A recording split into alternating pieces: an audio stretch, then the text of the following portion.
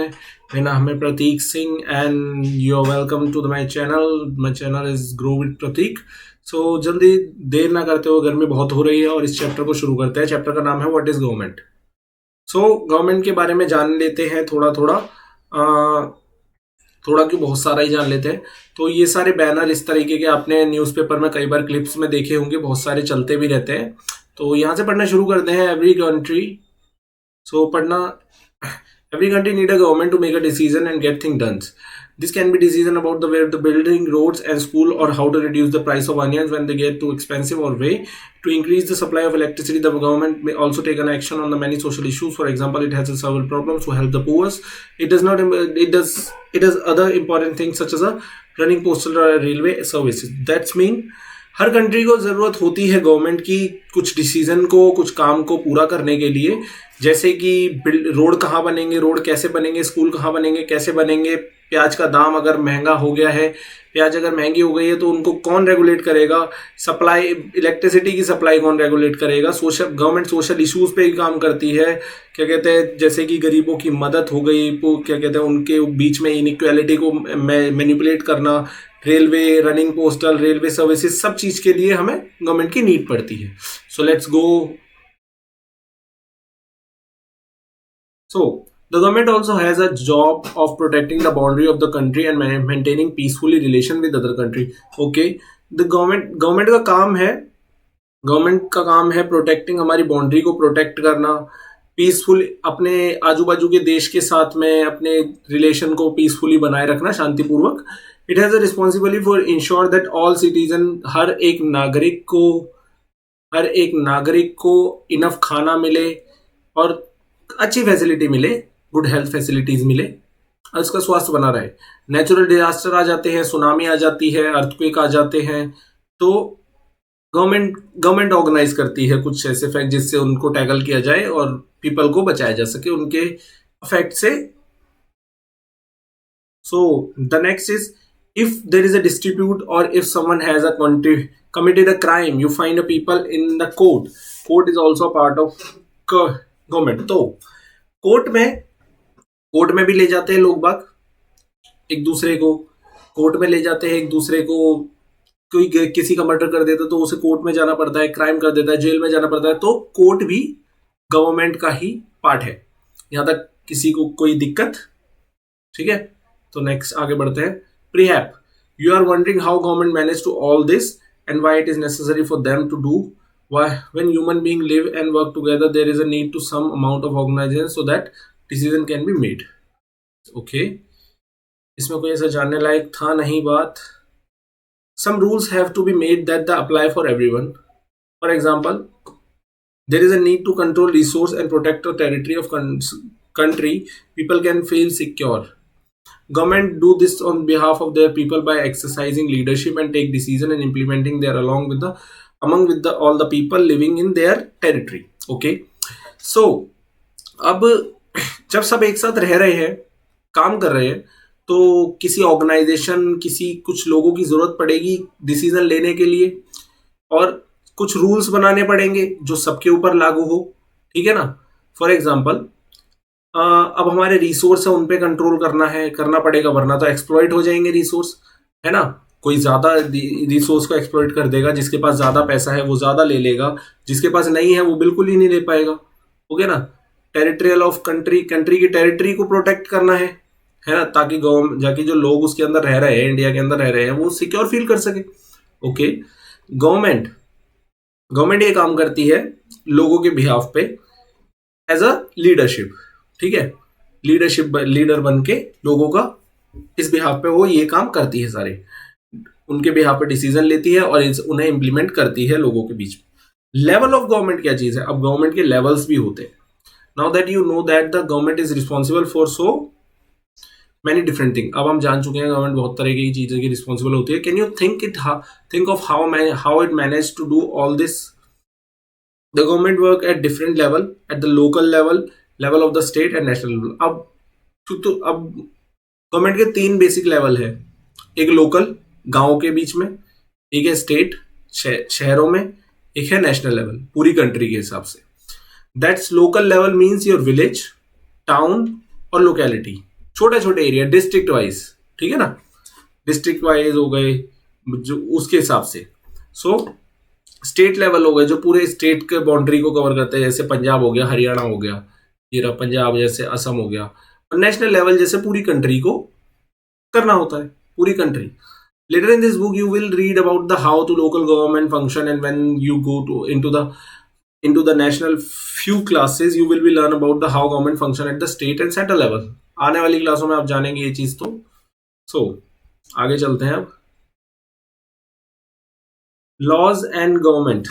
तो the government make laws and everyone will lives in the country have follows। ठीक है, government rule बनाती है, कानून बनाती है, और जो उस कंट्री में रहता है उसको फॉलो करने पड़ते हैं। ठीक है, this is the only way government can function. इस यही एक जरिया है जिसकी वजह से गवर्नमेंट काम कर सकती है। Just like the government has the power to make decision, similarly it has the power to enforce it decision. अब डिसीजन लेने की भी ताकत है इनके पास और डिसीजन मनवाने की भी ताकत है। For example, there is a law that say that the all person driving a motor vehicle must have a license. Any person caught driving a license without a license can either be jailed or fined a some money.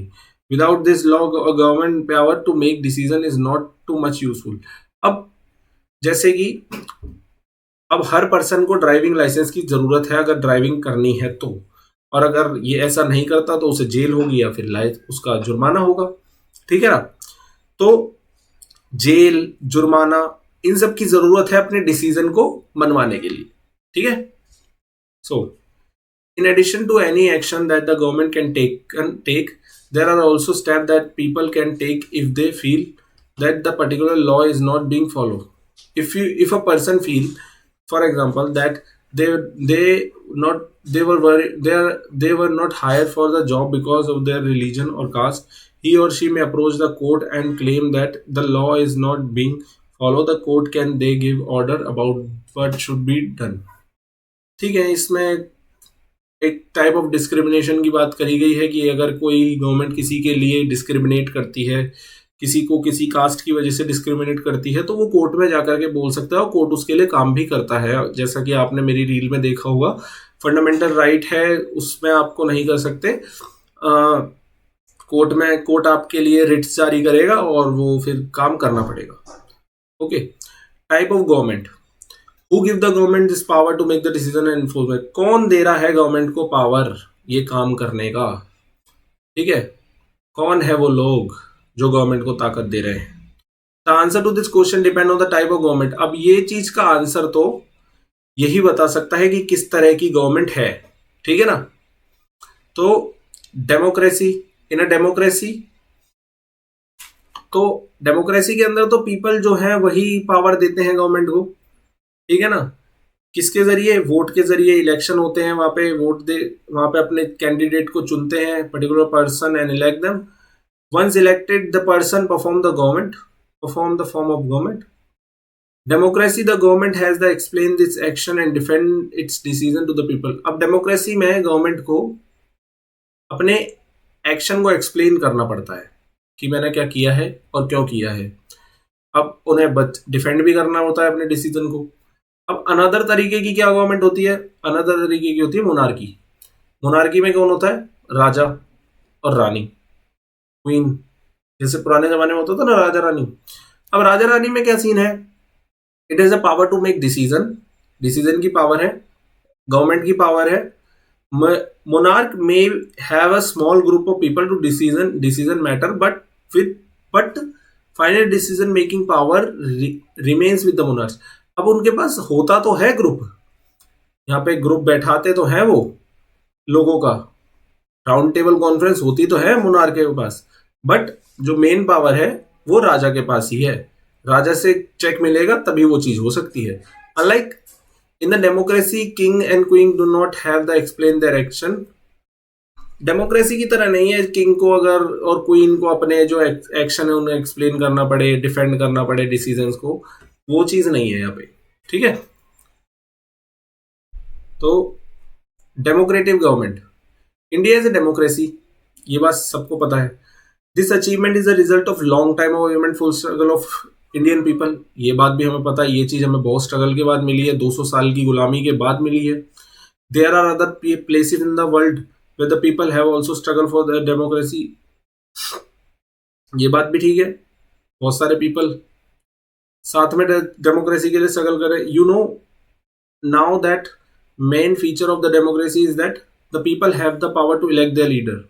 Yes, democracy gave us a power to elect their people by the vote, and India has an adult voter franchise, so we can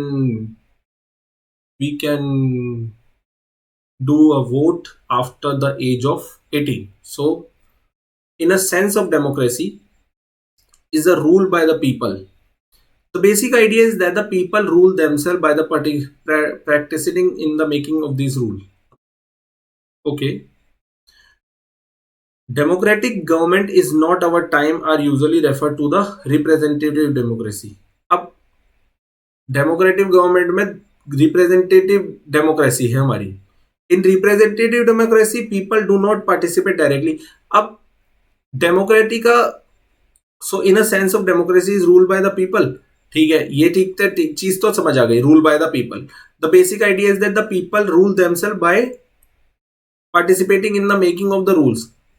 okay, अब representative democracy में people do not participate directly but instead choose their representative through the election process. This representative meet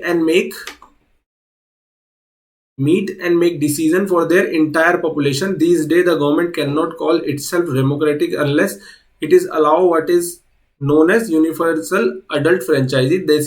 This means that the all adult in the country are allowed to vote.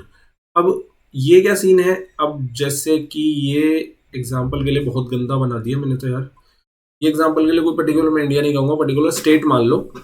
अब इसमें रहने वाले लोग हैं इतने सारे, ठीक है ना, ये पूरा लोगों से भरा हुआ है, ठीक है ना। अब इस जगह पे काम करवाने के लिए यहाँ पर से लोग बाग एक जने को चुनते हैं, वो मेन दिल्ली में जाकर के यहाँ पे उसको सीट मिल जाती है। अब वो दिल्ली में जाकर के इनकी तरफ से खड़ा हुआ है, वो इनकी तरफ से काम करेगा दिल्ली में जाकर के, ठीक है ना। तो इसको कहते हैं रिप्रेजेंटेटिव। लोगों की तरफ से एक जना आएगा और वो वहां के लोगों की बात रखेगा, वहां की दिक्कतों की बात रखेगा और वहां पे काम होगा। That's it. ओके, तो यहाँ पर यूनिवर्सल एडल्ट फ्रेंचाइजी का मतलब आप समझ गए कि सारे जितने भी 18 से ऊपर के हैं वो वोट दे सकते हैं, but it was not always like this. Can you believe that there was a time when the government did not allow women और poor to participate in the election? हाँ, पुराने टाइम में होता था जहां पर गरीब को और औरतों को इलेक्शन में पार्टिसिपेशन का अलाउड नहीं था। In their earliest form government allow only उन मर्दों को अलाउड करती थी जिनके पास प्रॉपर्टी है, जो पढ़े लिखे हैं, वही वोट दे सकते थे पहले। That mean women, poor, propertyless and the uneducated are not allowed to vote. औरतें जिनके पास प्रॉपर्टी, घर बार नहीं है, जो गरीब है, जो पढ़े लिखे नहीं है, वो लोग वोट नहीं दे सकते थे, ठीक है। So this country was governed by the rules and regulation that this few man made. Okay, in India before independence only small minority was allowed to vote, and they therefore came together to determine the fate of majority. Several people, including Gandhiji, were shocked at the unfairness of the practice and demanding that all adults have a right to vote. India में भी यही scene था, बहुत छोटी सी majority को vote का right था। गांधी जी भी वो उसके लिए खड़े हुए थे अगेंस्ट में कि भाई सबको वोट का राइट मिलना चाहिए, और उसी को कहा गया यूनिवर्सल एडल्ट फ्रेंचाइजी।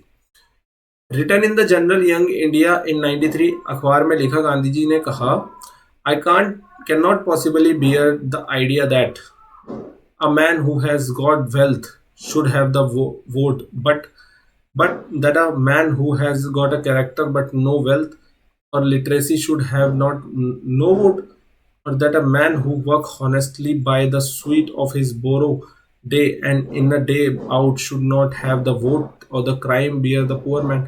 वही मतलब है कि मैं तो देख कर ही परेशान हूँ कि भैया जिसके पास में वेल्थ है उसको वोट का राइट है, जिसके पास जो पढ़ा लिखा, जिसके पास वेल्थ नहीं है, जो लिटरेसी नहीं उनको no vote.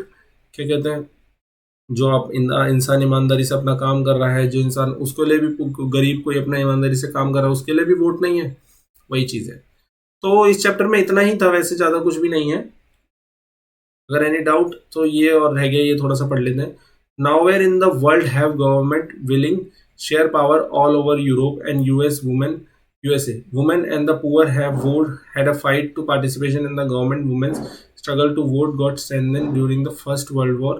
The movement is called the women's suffrage movement, as the term of suffrage usually means the right to vote. अब यूरोप वगैरह में रियलिटी थी, यूरोप वगैरह में औरतों को पार्टिसिपेशन करने का, वोट का पार्टिसिपेशन नहीं मिलता था। हाँ, उसमें नहीं देते थे, बेशक वो एलीट कहते थे अपने आप को, पर वहाँ पे भी औरतों के साथ ऐसे डिस्क्रिमिनेशन करते थे। तो फिर सेकेंड वर्ल्ड वॉर के थ्रू उन्होंने मूवमेंट शुरू किया। मूवमेंट को कहा गया वुमेन्स सफरेज मूवमेंट। सो अपने वोट के राइट के लिए। During the war many mens were away fight, and because of this women were called upon to do work that's were earlier considered mens work. Many women began organizing and managing different kinds of work. When people saw them, they began to wondering why they had to create so unfair stereotypes about women and what they were capable to doing. So women began to see them as being equally capable to make decisions. The suffrage demanding of the right to vote and for all the women and they get their demand heard and change themselves to railway public place and managing suffragette were imprisoned and went to hunger strike. They had to feed a force. American women got the right to vote in 1922, while the women in the UK got the vote in the same term in the man some year later. तो America की women's को 1920 में vote का right मिला, 1928 में UK में मिला। इस चैप्टर में और कुछ नहीं है, वो गवर्नमेंट का काम आगे धीरे धीरे समझते रहेंगे। अगर वीडियो अच्छी लगी हो तो उसे शेयर करना अपने दोस्तों के साथ और चैनल को सब्सक्राइब करना।